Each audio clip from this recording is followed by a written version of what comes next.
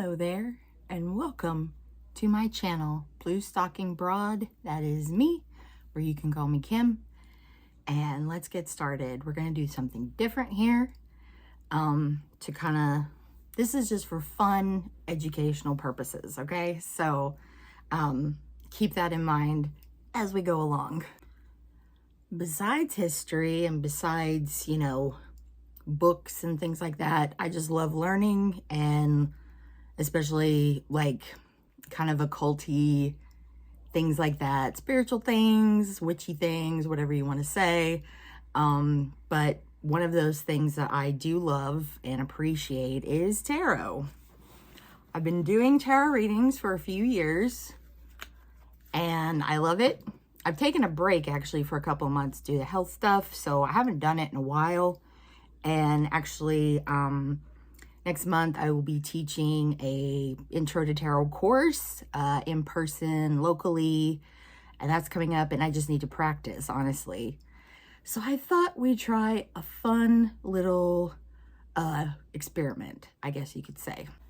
And not really an experiment, I guess. It's not scientific by any means or any sort of real concrete evidence. This is just a way to kind of, brush up on my skills. But any of you that read yourself or are trying to learn how to read yourself, this may help you out. This is really me talking about the interpretations of the cards and how they can relate to real life. And so I thought, what a good way to do it is to pull tarot cards for people from history. So, merging my two loves. So this will be merely a lesson in how to interpret the cards, different ways, just to sort of see how the cards line up within this person's life or these people's lives. So we're just gonna see what the cards say, and I will do my best to interpret them and these will be some people I might know a bit about or a lot about, but that's not the point. The point is to kind of understand the cards and how they can be applied to actual events. This isn't, I'm not reading them in a predictive way or like a fortune telling way, because to be fair, I don't read cards like that. I don't like to predict things because there's too many possibilities and too many opportunities for it to completely change for a person. So I don't do predictions. I mostly, if you come to me for a reading, it's for guidance, it's for clarity, it's to get a greater understanding of the big picture that the client may be in, and we just have a conversation. So with that, I'm going to pull cards on somebody and then I'm going to have a conversation with you. So in no way is this a occulty, seance-y kind of deal. This is education and entertainment, I hope. So let's begin. And for the first one, I thought it would be interesting to do Marie Antoinette, actually. A lot of us know what happened in the end, but let's see what the cards say about it. Let's see what the cards say about her life. So let's begin. I'm using an old deck.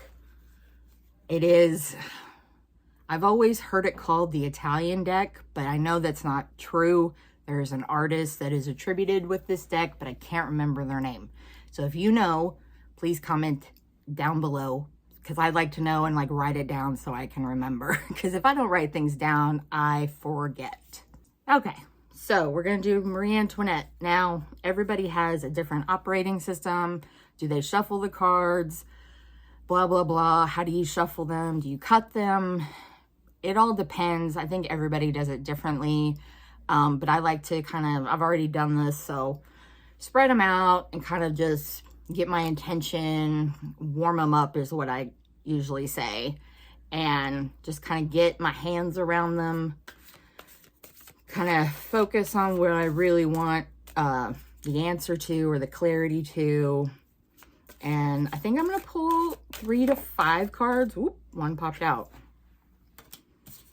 And I will show you what they are. Don't have a fancy camera set up yet, but maybe in the future. So, card falls out. You can read it or not. Sometimes they can give you a clue, But again, this is educational purposes. So we have the Nine of Wands, and that usually indicates somebody that's been tired and has been through a lot of things like trauma, disagreements. They have wounds from that kind of thing. So it could apply to Marie Antoinette, to be fair. So let's see what the other cards say. All right. So tarot, if you do not know, is the practice of tarot is called divination. And there's lots of divination practices from different cultures. And this is just one of them. Like I said, it was developed in Italy, common knowledge. And it started out as a card game, just a simple card game.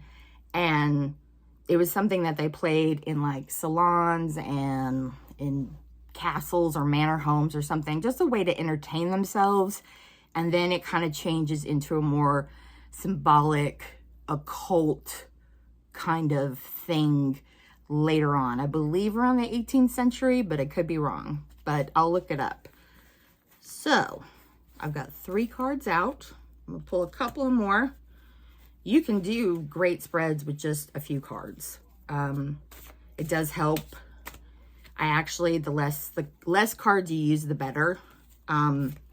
Because then it just gets too muddled and the message can get lost. So I have pulled 5 cards and I will show you. First one, Queen of Swords. Second one, Seven of Swords. And if you guys already kind of know tarot, you may be like, oh my God. I am actually 9 of Coins. And then for clarifiers or kind of bridge cards, I have pulled Knight of Swords under the Queen of Swords. And then I have the Fante di Denari, sorry, it's in Italian. This is the Page of Coins. So, with that in mind, what I can say, and this is, I learned tarot initially, like academically, just actively studying card of day, writing down keywords, and just over and over and over trying to commit at least keywords and themes to memory. And then the more I would do it with people and the more I worked on my intuition, I was able to kind of form my own conclusions about cards or my own perspectives and things like that. So it is very, it's essential to have a good structural knowledge of tarot itself, and then play around with that. That's kind of how I've done it. Now, if you have, about oracle cards, they're different. They're very much up to interpretation. But with tarot, there's a standard structure with probably 95% of them. So that's out of the way. Queen of Swords is Marie Antoinette. And yes, you can say that like makes sense, but Queen of Swords speaks to someone who it probably comes off cold initially and is very sort of analytical, doesn't really get invested in things emotionally, at least not right off. Kind of a cold, aloof, you could say frigid person. And that is her with the Queen. And with the Queen, not yet the King, she is sort of the, King would be mastery, like intelligence and rationality, unfortunately. But with a Queen, it's more intuitively based. She listens to her kind of sixth sense or gut instinct and is like, they have the components, but not yet the full scope. Not necessarily mastery, but like full scope. It would be a King placement. So we have the Queen, and then the Seven of Swords classically is known as the Thief card or the Deception card. So that is the least positive card in the deck. My interpretation. Everybody's different. With the Nine of Coins, that's That's usually a pleasant card. It's usually, so the coins has to do with material things and stuff that we're doing on this 3D universe, if you want to say. So it speaks to material wealth, stability, all that production, wealth. So yeah, she had it all going. She had her, they lived at Versailles, but she had her own little like pastoral cottage on the grounds. And yeah, she was also very connected to the earth, which makes sense. She loved animals and things like that. So she was able to have that sort of pleasant environment around her. She constructed it, or her husband did. So we have the Knight of Swords. So you could, yeah, definitely say this could be the executioner.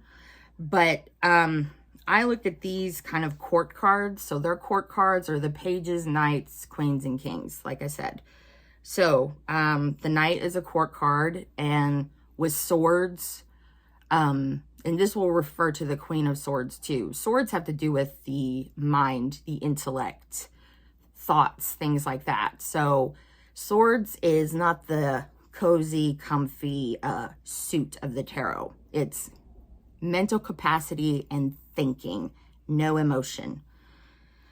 The Knight of Swords typically can be read as a bit of a dick because they apply rationality and reason and thought behind everything. And knights, I tell everybody, they go forward, they don't look back. They got a one-track mind. So I know this is during the French Revolution. This is actually the decline of the French monarchy around this time. And one of a sect of people that were gaining power were the kind of middle class. I say middle class, but middle class as opposed to monarchy. So rich people anyway, rich entitled people who just don't have a title. This is how I see it with a collective. These guys had one thing on their mind, and that was to dismantle the monarchy and get rid of it.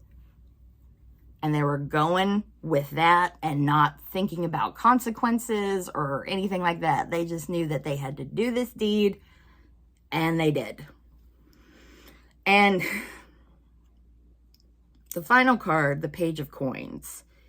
So this is interesting because I know that like with this fall of the French, or the first French Revolution, there were two.